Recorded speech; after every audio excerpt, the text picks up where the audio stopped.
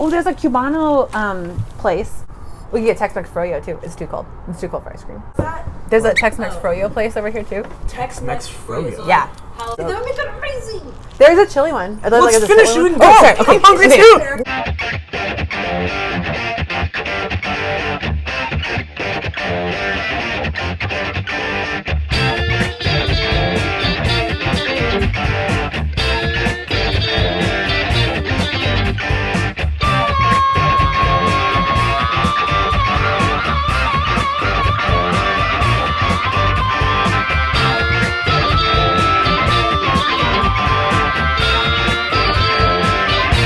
Experience seeing all this, helping these people, all that.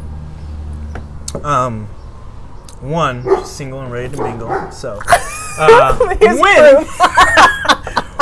when you have daughters, sons, whatever, how does someone who has all this knowledge and the gift of speaking about it and sharing? I know that like I work with youth, but it's still different to talk to your own kids about stuff. Yeah. Like, how do you foresee, you raising your kids? Yeah. That's a great question. And one that is like very daunting to me sometimes, because it's one of those things that, because I know these things, like I can't unsee it, and I know like the danger of things. And then, so I have to have a lot of compassion for myself that like I'm still human and I'm going to like potentially F up my kids. Like I'm not going to teach them the right thing, or I'm going to say the wrong thing, and that is a potential in there. So compassion for me on that. But then also I think it's huge of like whoever like I marry too, and like our communication, and that we have a healthy relationship and healthy communication, and that we're on the same page with a lot of these things. I find it very hard. Like I deal with like dating every day, like dating and marriage and relationships is my job in there. So I think about it all of the time. And so I really like thirst for a really healthy relationship. So, and I put a lot of because of what I know and like the red flags and stuff. And so whoever I marry, like is gonna have to like be okay with what I do and like what I talk about and how we talk about it, and having healthy communication so that we can have these conversations with our kids too. That we're having consent conversations with the girls and the boys. It's kind of funny. A lot of ladies at my office have boys. Like most of the women in my office who've had kids over the last couple of years have had like all boys, which I think is really funny that like all of our like domestic violence like workers like that we've been working in this field like have little boys. That like God is funny in that we're gonna raise these. They're gonna raise these kids. And talking about like talking about consent, talking about healthy relationships, and then talking about standing up for the underdog, about like how to be healthy and how to communicate and stuff. So, and that's my plan, is to like have a really healthy partner, healthy communication between the two of us, so that we can role model a really good relationship as well, in our faith, in how we talk to each other, how we argue. That's really important too, that when we disagree, that we can do that in potentially in front of the kids at points. They can see that we don't always agree, but that we hear each other and we communicate, so that they can see how to have how to have healthy arguments as well. And that's okay to disagree with people. It's okay to have different ideas. To see that, and then like raising kids with like compassion and non-judgment, so that if they're ever in a situation, they can come to me and talk to me like as their parent, and tell me if they've done something wrong or something has happened to them too. That I will always love them and support them, and that there are consequences for bad actions, but that I will always be there to support them also in like the good too, and that I will always love them in that. And so that's my plan. I don't have any babies. I have the dog. That's not even my dog. I have plans. Those are mine. Well, let's just stay here. I have 2-3 other questions, but I'll wait to the end. Let's just say this. Like, what is the struggle, outside of the job with this? Whether it's like, you have all this knowledge about, like majority of abusers are men, so you know all the red flags and all this stuff. You want to find the right guy. Like, how does this affect your, like, we'll stay with that for now. Just like relationships, like dating and it's so hard. It is so hard. I was joking with Erica that I I was not going to talk about them. I'll talk about it. Like, I have like tests, like to see, and it like sounds so horrible that I think that, but I want to see how like he acts in situations, and so potential dating partners, turn off now. Don't watch this. But like the idea, I want to see how you if I say no to something, how you're going to react. Are you going to be put off, or are you going to be mad at me or put it back on me, like how dare you say no, or like, or have a fit about that in little things. If you're going to talk about little things, and I'm not going to feel comfortable saying no to you about big things too. So I want to see how he acts in saying no. I want to see how one for me is like driving in traffic, and if you have road rage, because I just don't want, not all like abusers have road rage or anything, but that's like a personal thing for me, is like I want to see how you drive in traffic, and like, because we're gonna be driving like together the rest of our lives, not everywhere but a lot, and so I want to see how you like can you be compassionate to other people in the car, or like if you're getting so angry, like is that gonna make me uncomfortable? I want to see, like, I like to go to trivia. I love trivia. I'm really bad at trivia. I love going. I love having an activity, and I love being like the cheerleader. We're doing so great, but I don't know any of the answers. So I want to see if he's overly competitive in that, and which is fine. I'm not competitive at all, and it's okay to be competitive. But are you like overly like kind of crazily competitive? And if I get a question wrong, because I am, because I'm not good at trivia, are you gonna be mad at me or upset with me if I get a question wrong? So I want to see what the fuck is your problem? Yeah, exactly. You haven't said anything. Right? So I want to see kind of how these things are. I want to see, like, and what's hard too is like, I hope nothing bad happens while we're dating, but I want to see how you handle good things and how you handle bad things. Like, I don't want something bad. I don't want to have a loss, or like loss of a job, a loss of a family member or a friend or anything, but I want to see how you handle that. I want to see like that love bombing thing. Like, I want to be careful with that. What do you mean? Love like bomb? That being really, really intense really early on in the relationship, which is hard because that is also like my personality, because I just am a lover, like the dog. You said you love me. I know. I'm like, oh, I love you. No, like I have to check myself for that, because I'm like, if I am feeling like attracted to somebody, like I want to text them and I want to do this, but that's not healthy for me to text somebody all day, every day, or see them every day and like drop all my friends and family. So I have to check myself, because like I want to do that, but I have to make sure that that's not what's going on. Or even like jokes and stuff that are said. I had dated a guy a couple months ago, and he made a comment to me. He said I was going on a trip, and I hadn't packed yet, and I was like, oh yeah, I haven't packed it. And he's like, go pack. And I was like, you can't tell me what to do, as like kind of a joke, because my joke is like, I'm a strong independent woman. I don't need no man. would like a partner, would like a spouse one day. But that idea, and he came back with, well, I like a woman who listens. And I was like, well, bye. I was like, I sent him a picture of Pocahontas waving goodbye.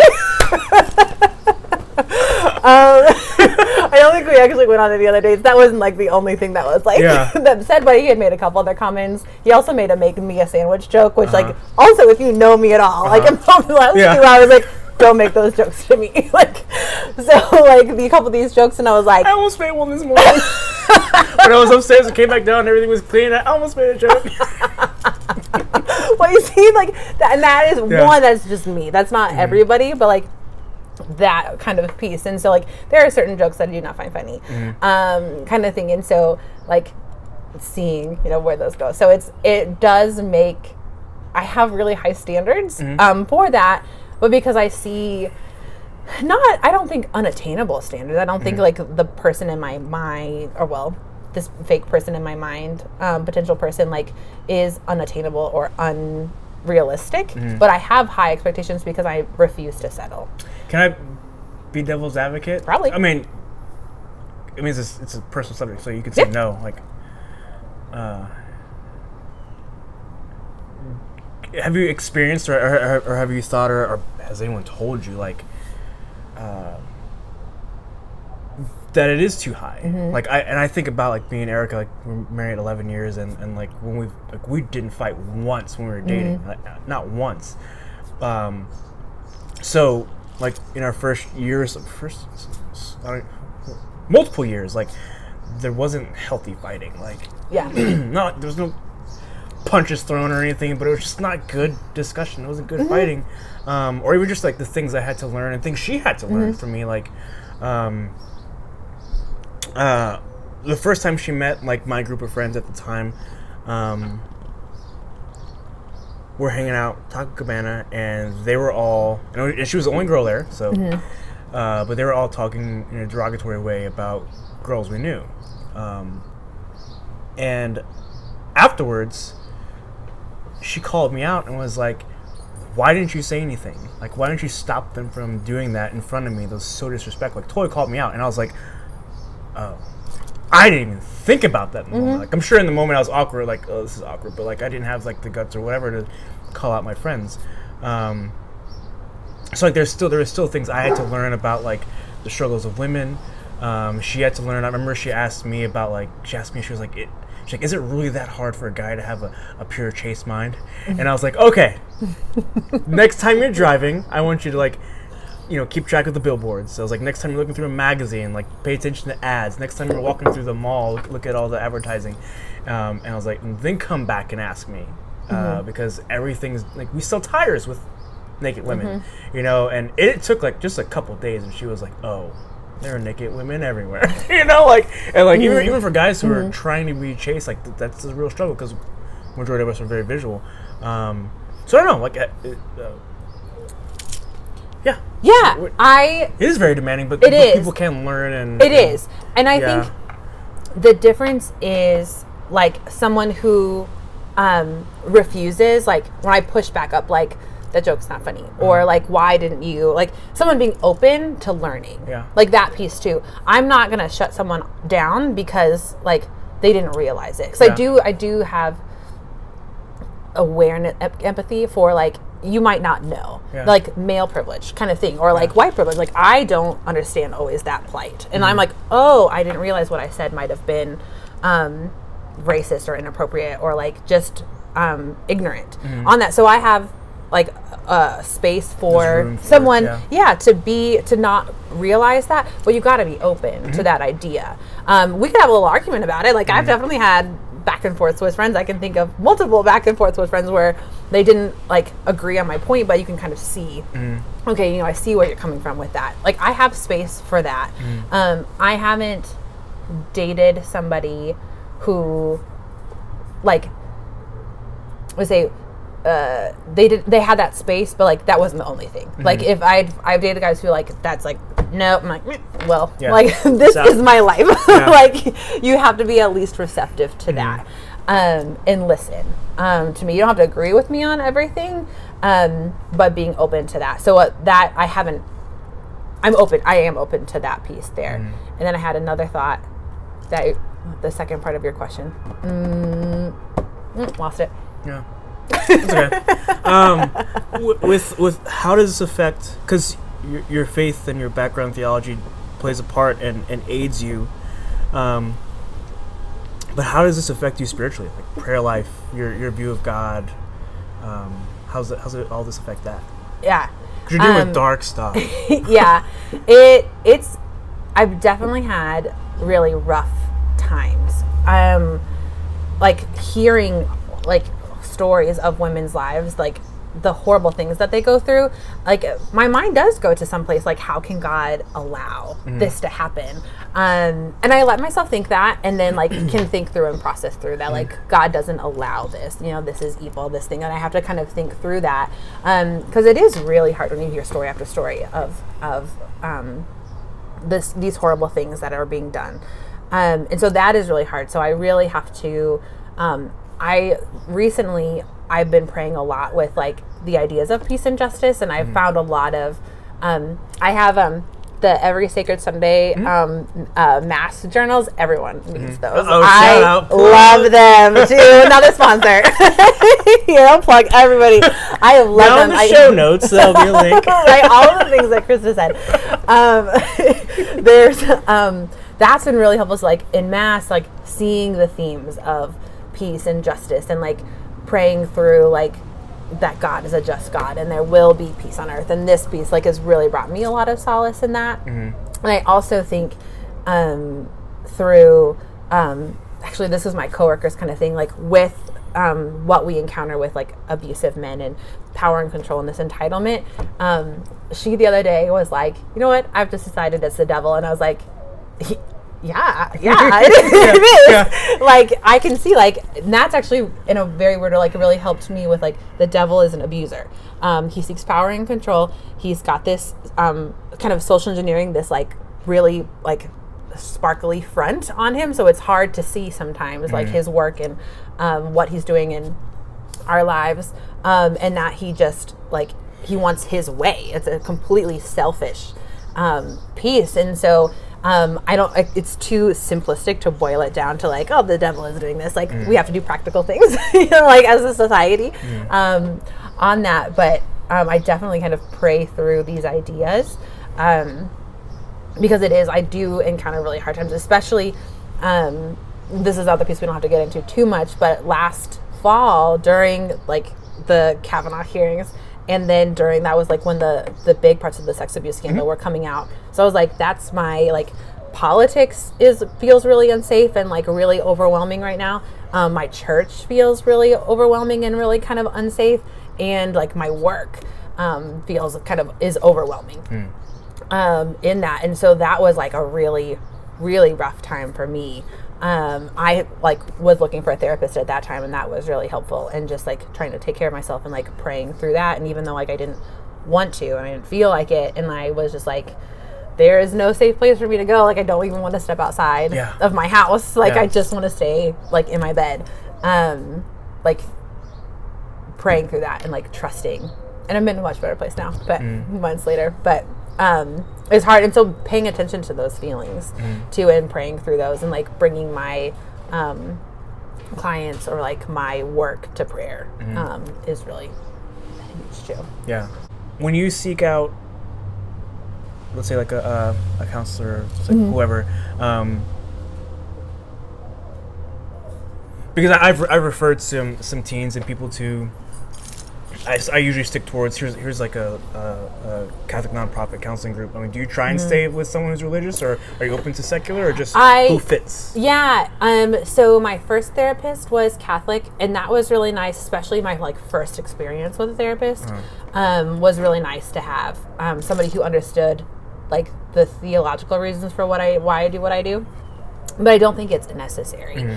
What's also really, really hard is a lot of like Catholic therapists are private and they don't take insurance. So they're hella expensive to go to. And so when I was looking for my new therapist, I was looking at, a friend of mine gave me a list of different Catholic therapists in the area that they use. He's a priest.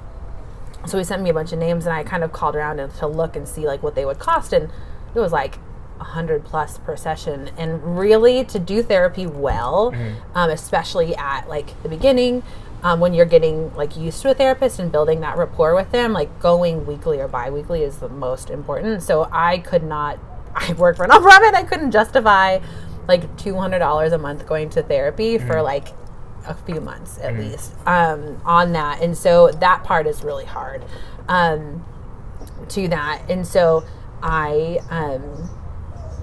found the one that I didn't really like was under my insurance. And so the copay was a much more affordable for the long term. And then we just didn't. And that's the thing too, like I would tell people, like, you're not going to click with every therapist. So like, you don't have to stay, like you're not going to hurt their feelings, like if you don't like them. So, and I think that's like, we don't talk about therapy and we don't talk about that. And so like, you don't have to stay, like find somebody that you feel comfortable with.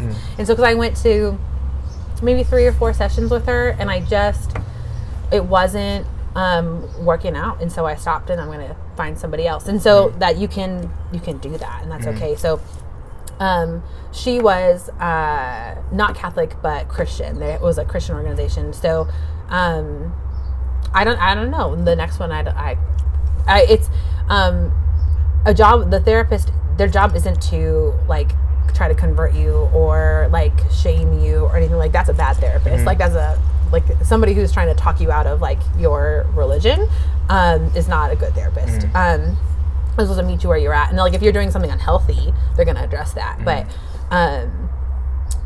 so who knows, maybe the next one will be a secular therapist. I don't know. But finding somebody who I connect with, who I can have conversations with, and I feel comfortable with, because you share really vulnerable things with them in that room, and so you have to feel safe with them. And if you don't feel comfortable, then so we'll see. Yeah, I don't know. You deal with abuse, like all this stuff, and you brought up the scandal, and we're around the same age, so like this is like the second wave for us of scandal. Why are you still Catholic? That's a great question.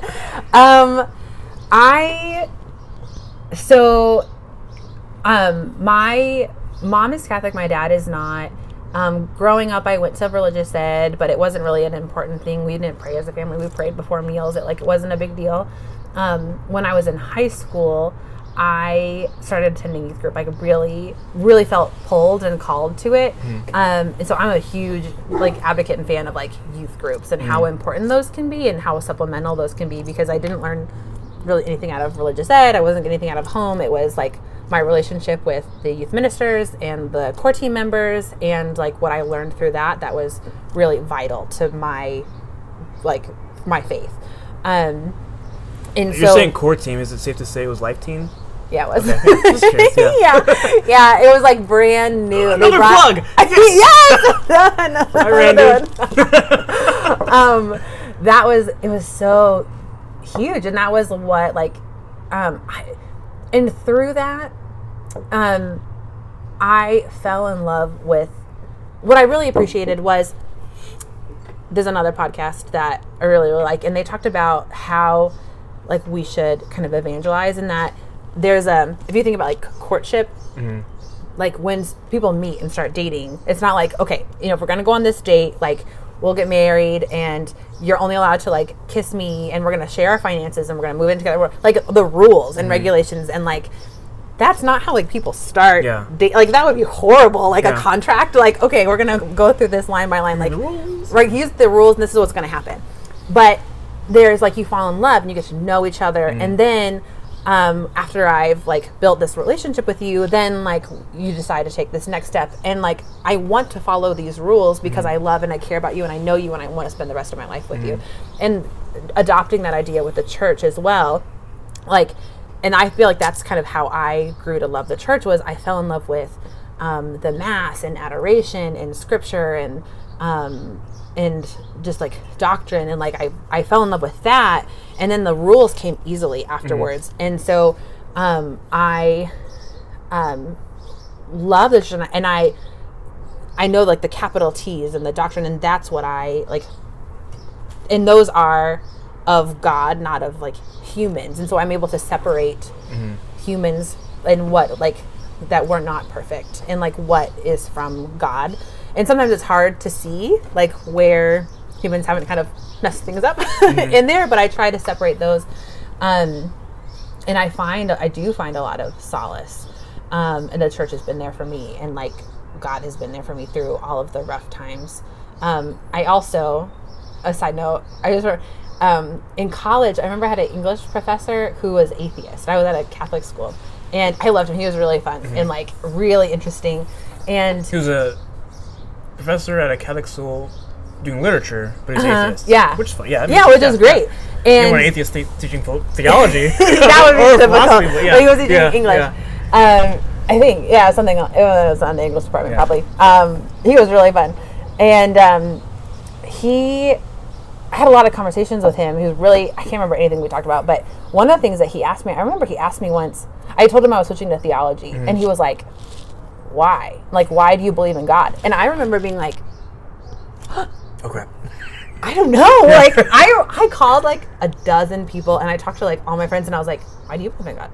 I don't know, because I couldn't, my answer in that moment to him was, and this is in my head, I'm like, this is so dumb. But the thing that came in my head was if the earth was any closer to the sun or farther apart, it would burn up or freeze. And he was like, what? what? And I was like, I don't know where that it was like an idea, like, and I was trying to think of like how God takes care of us or whatever, but the idea, and he was like, no, that's not a reason. Well, and I was like, intelligent design. Yes. Where you're like leading, And he was like, no. And I was like, okay. So I was like, oh, I don't know. So I thought about it, and like, I came to like, I've come to love him, and I've gotten to know him through my life and experiences through the church, through adoration. Like, I have a relationship with God, and I love him, and I know that he is real and that he loves me. In that piece, so like that knowledge of him, that I have a relationship, I know him, and I love the church and what he's like set for us, makes me know that like I have found like the true way and the true faith. And even though humans try to fuck it up all the time, like that separation, that I love that relationship with him, and that love keeps me here. You mentioned earlier your ability to understand women who, or anyone who doesn't report, who doesn't come out because of just the whole tornado whirlwind that happens because of that. What happens a lot of times when popular Catholic speakers, and they're talking about people who leave the church, like, if you leave the church, you don't know what you're leaving, you didn't understand the Eucharist or all that stuff, blah blah blah. Like, so I don't know. Can you understand people who leave the church because of the scandals? And why? I see. Valerie, now I can't remember if we were talking about this on camera or not, but the idea of I have to have, like, having faith in the church, and how like we as humans have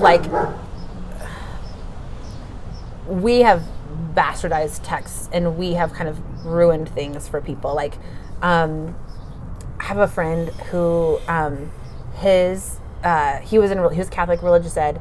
He there was one of the religious ed instructors was like, had been abusing some of the kids, had been like molesting some of the kids in his class, and was grooming him. And when they found out, the dad pulled them out of the church, and they never went back. In that idea of like safety, and it's hard sometimes, I think, for people to take out like the humanness and the humans and our sins and like what we do from the church. And so what his parents saw was like, this isn't a safe place for my kids, and he couldn't intertwine humanness in from that. So they left, and I can't fault him for like protecting your kids and your family. And so part of that is maybe he wasn't well catechized, and we can see that's been years of like poor catechism. That's not that thing. Catechesis. That one. Catechism. For years. And so if you don't love the church and you're just doing it out of memorization, or this is what we've always done, and like muscle memory kind of thing, but you have no love or understanding of it, then why would you stay? Kind of thing. And so I don't blame people who don't know and don't love, or people who've been judgmental. And if I'm going to feel judged or not going to feel safe, then why would I stay in this place? So I can't. I want them to stay. Like, I have found so much solace and peace in the church, and I would love for other people to find that as well. But I can't. I don't think that my judging of them is going to bring them. Like, that's going to make it like, yeah, that's why I left. Like, these judgmental people. And so I think the more we love and we care for these people and not write them off, this person has left the church. And so my friend, I ended up moving. This was when I lived in New York, but I've always been Catholic, so we'd bring it up and we would talk about it, and he was curious about like why I was still in the church, and we had these conversations, and he was open to having them. And I think if we continue those conversations and continue loving people through their leaving, like, there is a possibility, like, who knows? We just plant those seeds. And I think if, like, as long as I don't run after them with the Bible, or like try to force them back or guilt them to come back, but I show them through, like, I stayed because I love the church and this, and maybe they see my witness in that. And maybe that can open some doors or open a window into someone's heart. I don't know. Yeah. And the conversation's so important because, people who leave without conversation, you don't know their background. Like, I had to leave my husband, I had to leave my wife, my family, whatever, because of abuse. Oh, now it's in the church. I can't leave this by. Like, You can't. It's too triggering. It's too. Yeah. Trauma. You know. Yeah. Yeah. When they see those same patterns and they're very sensitive to that power and control dynamic. Yeah.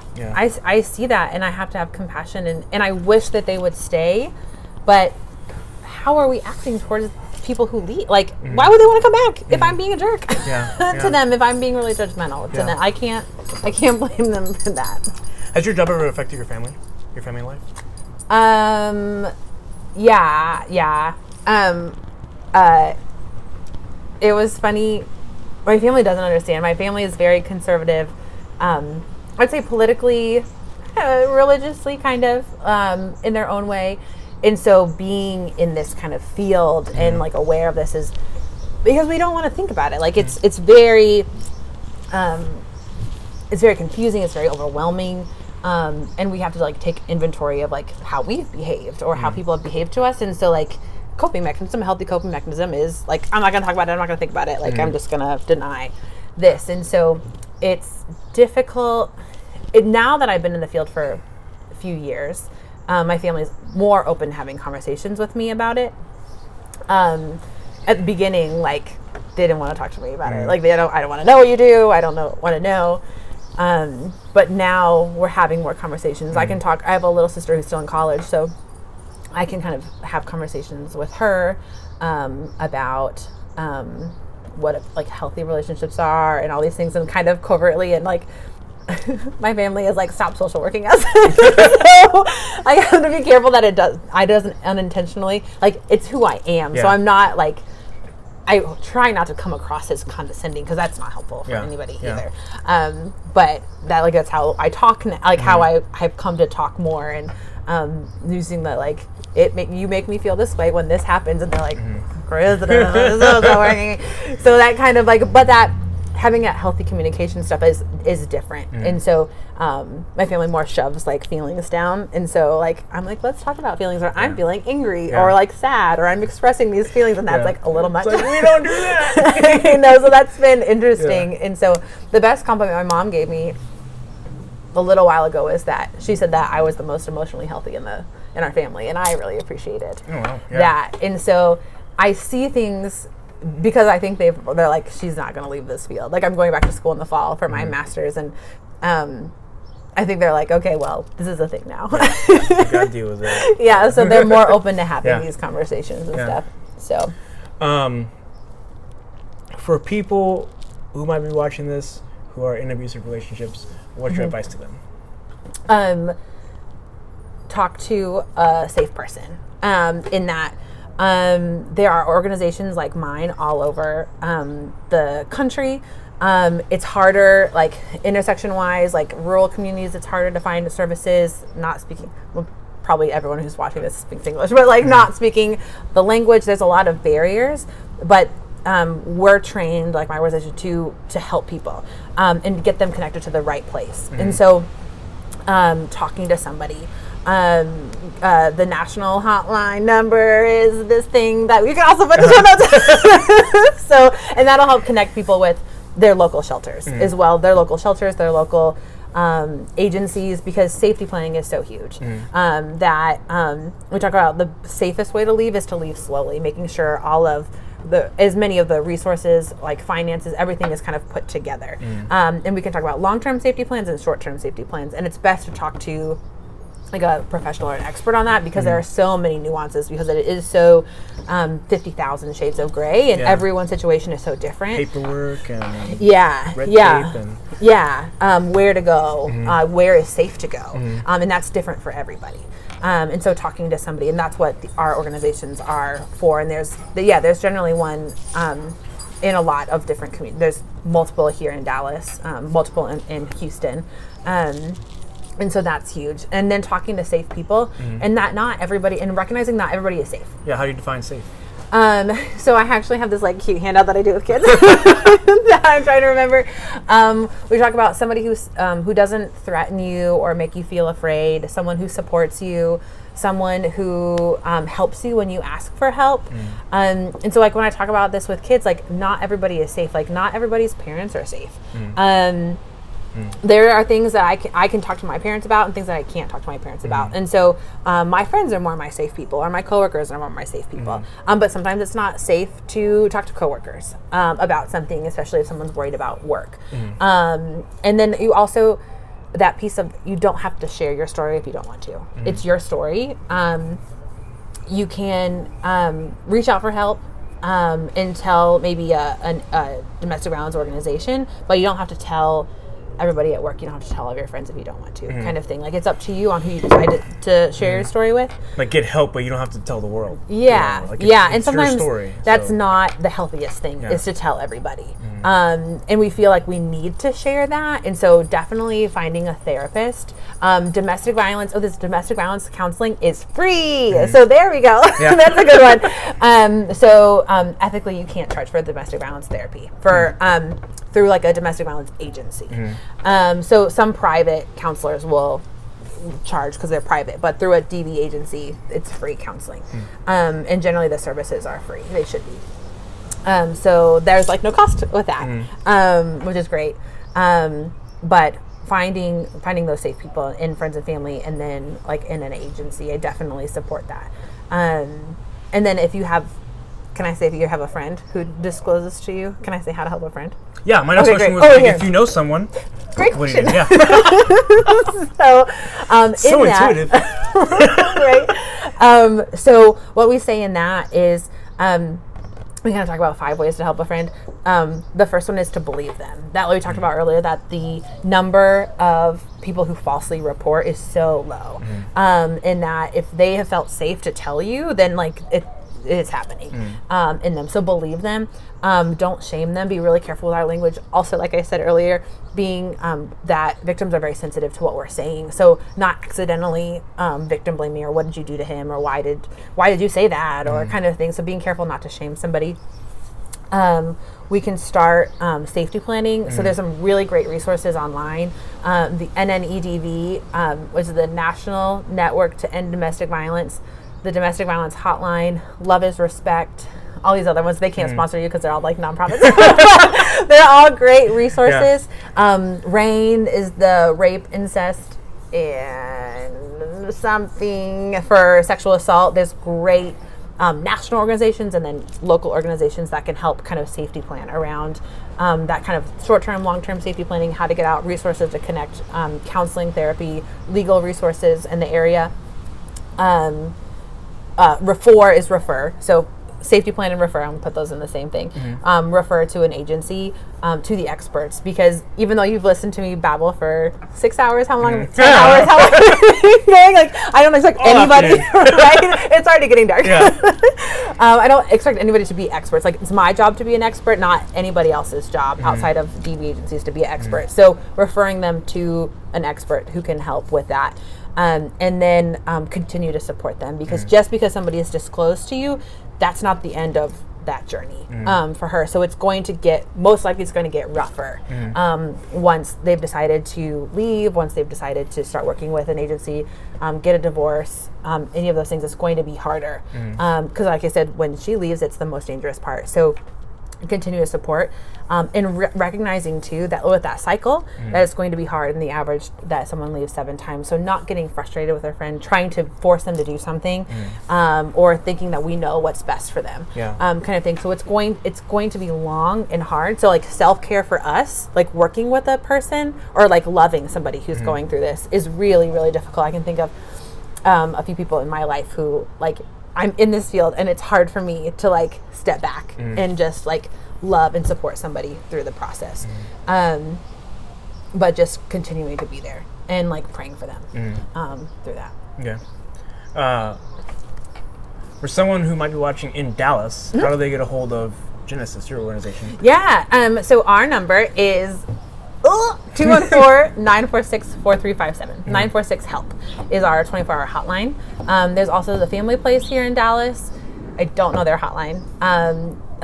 Genesis Women's Shelter, the Family Place are in Dallas. Safe Haven is in Tarrant County and over in over in Fort Worth. Hope Store is in Plano. And there are a couple, there's a couple I'm missing. Irving has a Family Justice Center. So Dallas is really blessed with a lot of different organizations. The Dallas Area Rape Crisis Center is a sexual assault. They work with sexual assault survivors here in Dallas. Turning Point is up in Plano. So there's quite a few. You can look on 211, texas211.org. I think they have resources through there for not only like domestic violence, but any kind of social services, food pantries, legal aid. They have a lot of resources through that. So there's tons of resources in a lot of the metropolitan cities. It gets a little harder out the farther out you go. But you can connect with these bigger organizations and do that. Yeah. And most likely we're nice. We're generally like and trauma informed and sensitive. Yeah. So you can call us. You can call me. Yeah. Well, cool. It's freezing. I know. Thank you for your time, and let's go get some food. Yes.